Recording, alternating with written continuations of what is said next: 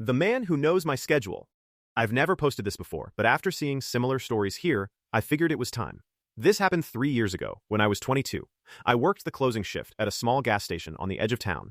It wasn't unusual to see the same customers every night, especially truckers and people heading home from work.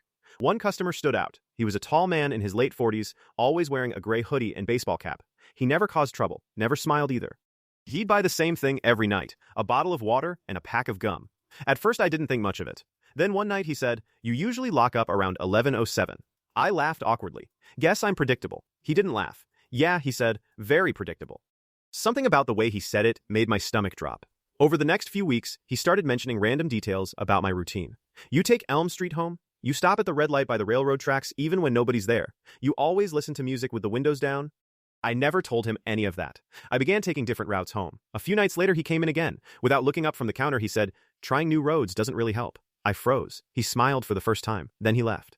I reported it to my manager, but since the guy hadn't threatened me, there wasn't much anyone could do. A week passed without seeing him. Then another. Eventually, I convinced myself he'd lost interest. I was wrong.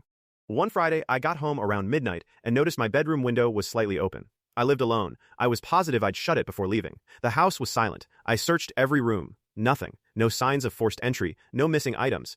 Just before going to bed, I noticed something on my kitchen table. A single pack of gum, the exact brand the man bought every night. I called the police. They searched the house but found no fingerprints and no evidence of a break-in. For the next month, I stayed with family. The police advised me to install cameras if I moved back.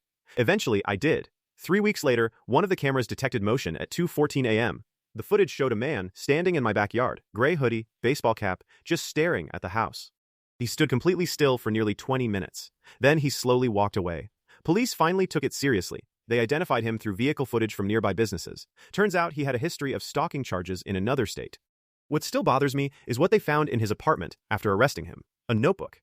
Inside were pages and pages of handwritten observations, dates, times, routes, descriptions of what I wore, who I talked to, when I left for work, when I came home.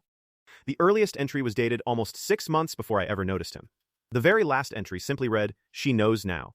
I moved shortly afterward. Changed jobs, changed cities. As far as I know, he's still in prison. But every once in a while, when I catch someone looking at me for a second too long, I remember that notebook.